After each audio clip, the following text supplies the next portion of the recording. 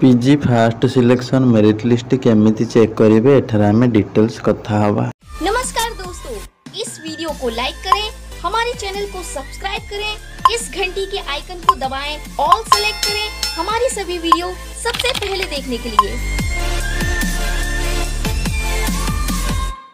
पिला माने डिस्क्रिप्शन ले थिबा टेलीग्राम रे पूरा टाइम रे तुमको लिंक दे देबी, ठीक अच्छे।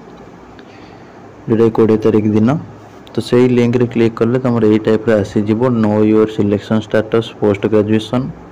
तो ये निजर बारकोड नंबरटा कॉमन एप्लिकेशन फॉर्म देखिबो गोटे तुम राइट हैंड टॉप रे, ठीक अच्छे। गोटे थी बारकोड तले गोटे नंबर लिखाई थो से नंबरटा एंटर करिवो, मोबाइल नंबरटा एंटर करिवो एवं ये जो कैप्चा देखुछ ये जो नंबरटा ये एंटर करके शो मारदेले तुम केते नंबर सिलेक्शन होईची को कॉलेज रे, ठीक अच्छे।